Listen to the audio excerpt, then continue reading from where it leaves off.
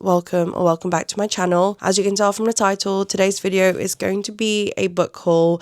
And yes, you may be wondering, Tasha, are you not on a book buying ban? I am. However, these books don't count, and I'll tell you why. Because they are either bought for me by my husband, brought by me using gift cards that I've received from Christmas, or brought from charity shops, so they don't count. Without further ado, let's get into the books. Okay, I want to show you these 3 books first because I picked them all up from the same place. It's a little bookstore in Brighton in the lanes, and I don't know what it's called for the life of me. I can't recall, but they sell all their books at £5 and below, including hardbacks. So the first book I have is Oyinka and Braithwaite's Cursed Daughters. We follow our main character who is in a journey to try and find love, but there is some sort of family curse, which basically everyone's saying she's just going to experience heartbreak and she's never going to find true love.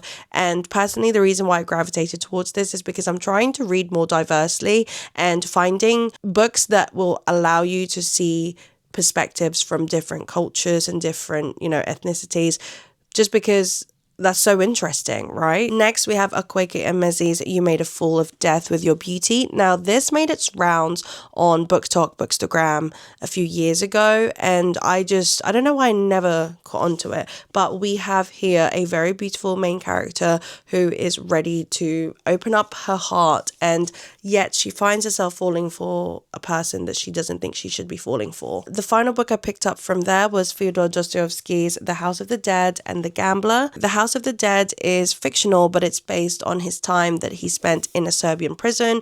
It talks about basically how nasty and difficult that experience was. And then The Gambler talks about a casino, basically. And I think, again, it's fictional work, but it talks about gambling addictions and just being a bit naughty, really. And yeah, I feel like this would be an interesting read. Next up, from the charity shops, I picked up this edition of A Little Life by Hanya Yanagihara. If you know me, you know that I will always try and seek out different covers or editions of my favorite books, and I don't have this one. So here we are. I always talk about how much I love A Little Life, but I will never willy-nilly just recommend it to people because it is such a sad book. So please do look up trigger warnings if you are intrigued. And then the other books I picked up from a charity shop was Saving Six by Chloe Walsh.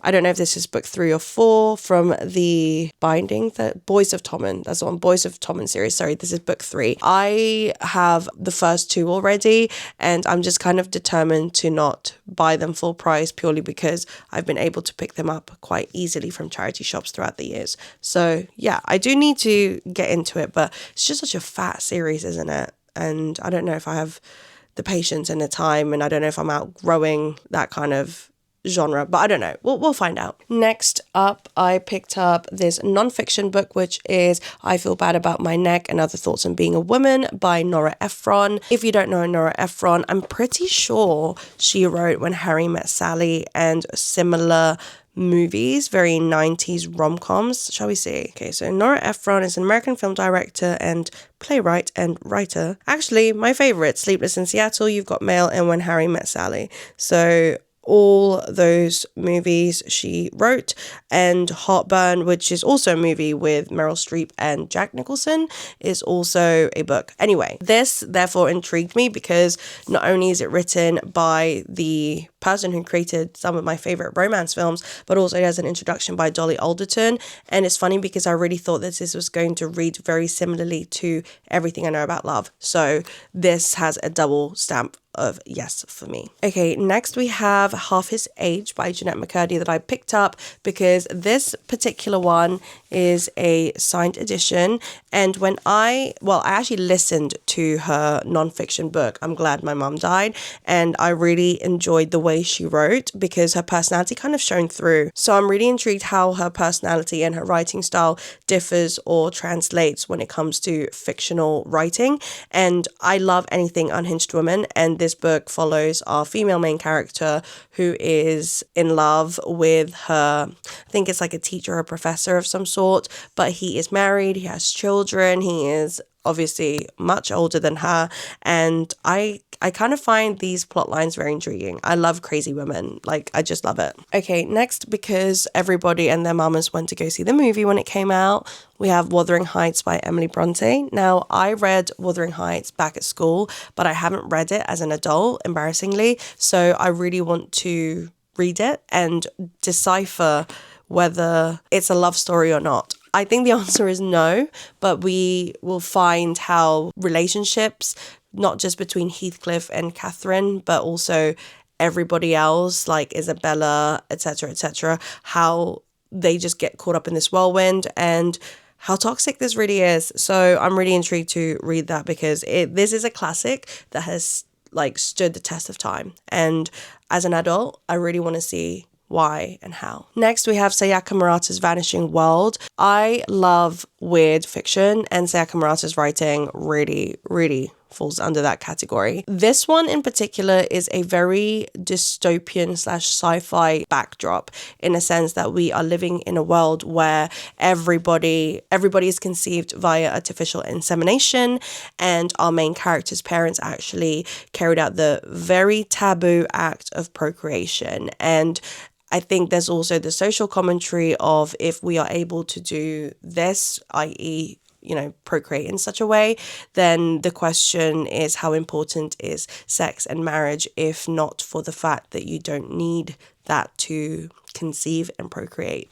So yeah, very satirical, very dark, very funny, but also a lot of Sayaka Murata's books talk about very important social points, and this one is a very intriguing approach to everything that I just said. And then we have book number 4 from the When in Rome series. This is In Your Dreams by Sarah Adams. If you haven't read any of the series, we follow 4 siblings. Noah is in When in Rome. We have Annie, who is in Practice Makes Perfect. I think Emily is the next sister, and she is for Beg, Borrow, or Steal. And then finally we have Madison, who is in Your Dreams, and it's brother's best friend.